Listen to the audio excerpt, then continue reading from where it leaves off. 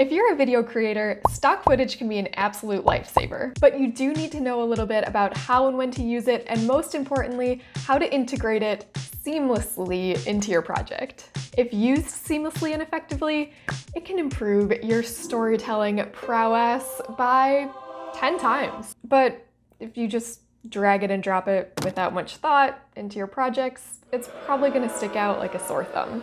So in this video, we'll take you through 5 tips that will help you seamlessly integrate stock footage into your video projects and make it seem like that stock footage is actually your footage. I'm Teresa with InVideo. Let's go ahead and jump in. So before we get into the tips, let's first talk about the most common scenarios where stock footage is going to come in handy. The first and most obvious scenario is when you want to show something that you just weren't able to film yourself, like an underwater shot if you don't have access to a waterproof camera case, a drone shot if you don't have access to a drone, or a fog-covered mountain if you don't have access to a fog-covered mountain. For example, I went out and took some B-roll shots of Chicago, but let's say I just really wanted to add a drone shot to this sequence. I really felt like it would pull the whole thing together. I don't personally have access to a drone, so in this case, I would turn to stock footage. Another time you might need stock footage is this. You go out, you're filming, you're feeling great, you're feeling like you're getting everything you need and more. You get back home, you upload your footage, and you realize you forgot a few shots that you really need. Now this happens to me more often than I care to admit. Or it might not even be that you forgot, but it might just be that you get to editing and you think of more ideas for shots that you really wish you got, and you might not be able to go back out and shoot. So, stock footage. So I'm creating this lovely little autumn montage. I go out and shoot all the leaves and all the colors. It's looking great. And then when I'm editing, I might be like, if only I had one shot of a leaf actually falling off of a tree, that would be so cool. Why didn't I think of that when I was out shooting? This is where stock footage comes in handy. The third scenario is when you want to switch to B-roll and maybe you're not able to film your own B-roll, or you're not able to film the specific B-roll that you need. For instance, in this video, I was talking about the different types of cuts used in different types of videos. I was talking specifically about music videos in this one section of the video, so I wanted a shot of a piano, which I do not have a piano, so instead I used a stock clip. Another example for a business, if a car dealership wanted to promote family-friendly cars, they can use these dynamic stock clips to bring some visuals in that will really help sell the product. It helps tell a little bit more of a story and just to give some visuals to the video, even if for whatever reason they weren't able to go out and shoot with an actual family. You might also need B-roll simply to cover up jump cuts. If you've ever edited an interview or a talking video of any kind, you've probably run into the jump cut problem. It's that really abrupt transition that looks like the subject jumped from one spot in the frame to a slightly different spot. It can be really distracting. You probably know what I'm talking about. So you can hide that by throwing in some B-roll, and for B-roll you can use stock footage. In this example, I was talking about cameras and filming, so I took a stock clip of a camera, patched up the video, and it's good as new. And then one more B-roll scenario where you might need to find some stock footage is if you need a transition. So let's say you filmed a vlog and you started your day at a cafe and then you ended your day on the top of a mountain. People do that, right? Yeah. As you were out filming, you might have gotten some footage at the cafe and then gotten some footage at the top of the mountain. You might not have been thinking about filming the hiking in between, but when you're editing your vlog, that's gonna be a pretty drastic change to go straight from a cafe to a mountaintop. So in this case, you can go and find some stock footage of hiking that looks similar enough to the place where you actually were hiking, and then you can throw that in between, and it'll add a nice transition sequence. And here's the best part, if you're already an InVideo user, we've made it easier than ever to find stock footage because there is a library right within the editor of over 8 million high-quality stock footage clips. So hop over to the video tab on the left, and that is where you will be able to search for the stock footage you need.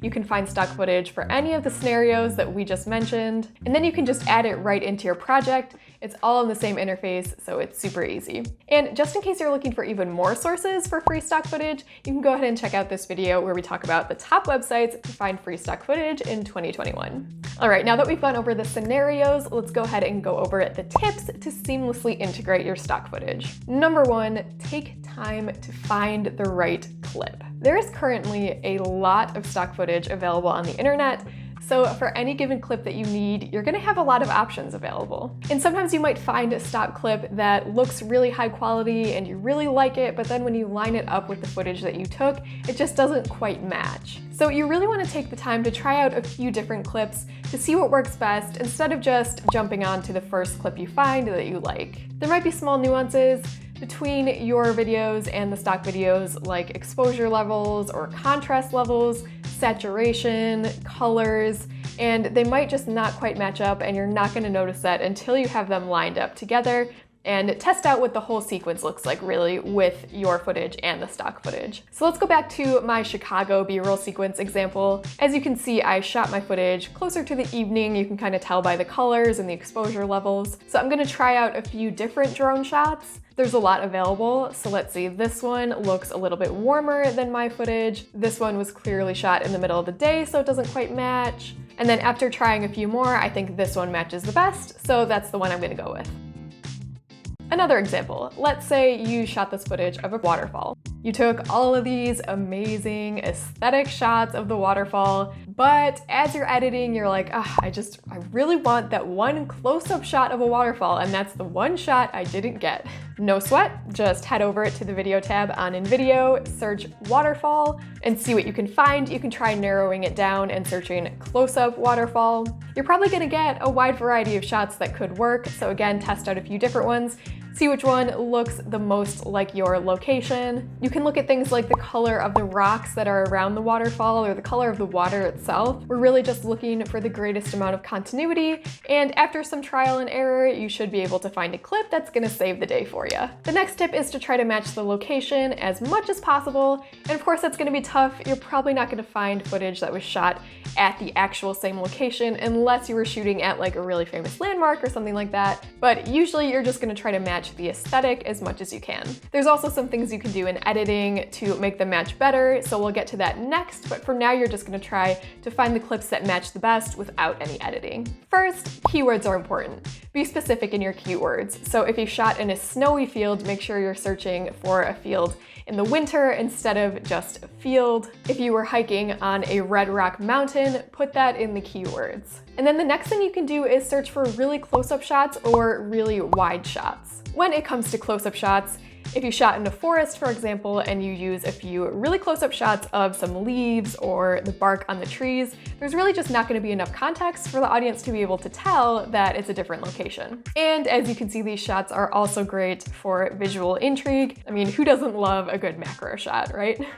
And then on the flip side, if you have a super wide shot, for this example, maybe a drone shot of the top of the forest, you can't see enough specific details to give context. So the audience has no reason to think that this is a different forest. And when we're watching a sequence of images, our brain wants to relate them together. So our brains kind of just assume that this would be the same forest. And then one last little tip, if you're really struggling to find footage that looks like it's from the same location, you can always find footage of a path or a road or a train or something like that that suggests that you're moving to a new location. In that case, it's not going to matter as much if it looks like a different place because it's suggested that, you're on the road traveling to a new spot. So, you could have driven many miles away. So if it looks a little bit different, that's okay. The third tip is to try zooming in on clips that don't seem to be working. There are some clips that just have a very stock footage look to them. The way that this clip is wide, kind of slow zooming in on this very general looking location, it just looks like a stock footage clip. It's kind of hard to explain. So if you're concerned about a clip looking too stocky because of the way it was shot, you can try zooming in on it. The wide shot look is pretty common in stock footage, but zooming in on a clip can give it a whole new look. You can try kind of cropping it to different sides, different parts of the frame to see what you like the best. And then the other benefit of this is that it makes it into more of a close-up, which we talked about before is very beneficial. You can get rid of some of the context that's in the shot if it doesn't fit with the rest of your footage, or you can just eliminate certain elements of the frame that you might feel are distracting. So here is a picture-perfect time-lapse of a sunset. It's a very stock footage sunset. If you zoom in to the top portion of the image, you've still got the sunset and the time-lapse and all of those elements, but you've essentially changed the composition of the shot. And it has a different look to it than the original, very stocky looking shot. You do want to be careful and make sure that when you're zooming into the images, they're not too grainy once you've zoomed in, so you want to get high quality footage and just make sure you're not zooming in too much. Just eyeball it. If you think it's looking too grainy, then maybe that clip just isn't going to work, or you need to zoom it out a little bit more. The next tip is to add overlays. Now this is one of my favorite parts because it's super effective in getting your shots to match, and it's also where you get to get really creative. So here's an example of a sequence with some shots of a record player and some records and stuff like that. Some of this is my footage and some of it is stock footage. And now I'm gonna stylize this sequence with kind of some film dust and film scratches overlays to give it kind of a vintage effect that very much fits the aesthetic. Now, in some cases, you could just add one overlay over the entire sequence, and that could be a way to unify all of your footage. But I don't want to do that. I want to use it more periodically. So I'm kind of scattering it throughout the sequence, and what I'm going to do is use it to kind of bridge my footage with the stock footage. So I'm using it almost as transitions in between two shots. Here's another waterfall example because we all love waterfalls. If you watch carefully, there's a slight jump when we cut from the wide shot to the closer shot. So a quick fix to this problem is going to be to add a misty overlay over both shots.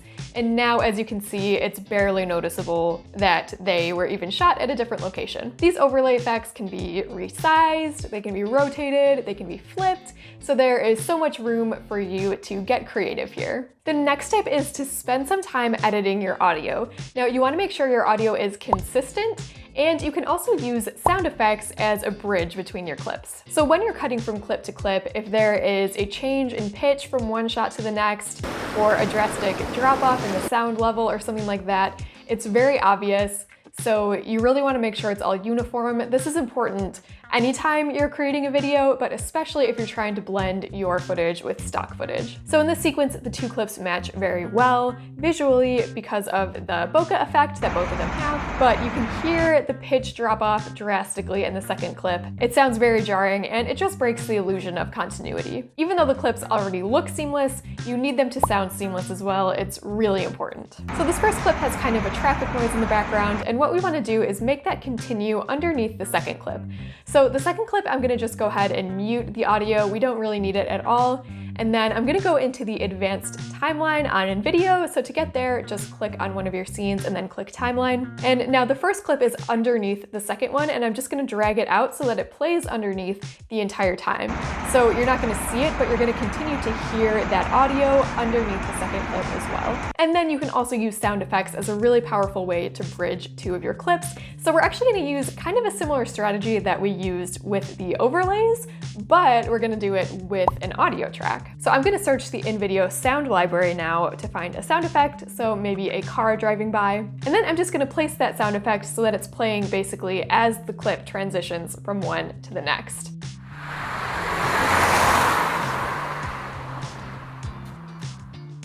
It's a really powerful way to blend the two. When the audience hears that, they almost subconsciously connect the two clips in their mind. And then one more thing you can do is use the same or a similar sound effect at a few different points throughout the video sequence. This is just a way to give some continuity to the whole thing. So if you have a more ambient sound like rain or birds chirping or something like that, you can kind of just throw it in underneath a few different points in the video, and that really just unifies the whole entire thing and gives it more of a cohesive feel. And that brings us to our last tip, which is to keep your stock footage clips short and be very intentional with them. Just keep in mind that the longer you have a stock footage clip play, the more time there is for the audience to start to pick up on those details and maybe start to realize what you were doing there. So here's a sequence with one really long stock clip added in, and I bet you can tell which one it is, because as the clip continues to play, it just becomes a little bit more noticeable. But if I shorten that clip and we watch it again, Well, I know you already know which one is the stock clip, but if you didn't already know, you probably wouldn't be able to tell. There's just not enough time for your brain to really pick up on those details that would give it away. So that's just a general tip. It's definitely not a rule. There are times when you might want to use a longer stock footage clip and you can make it work, but in general, try to keep them shorter, and that should make them less noticeable. If you found this video helpful, be sure to give it a like, and if you have any questions at all on stock footage, leave a comment. I'm Teresa with InVideo, and I will see you in the next one.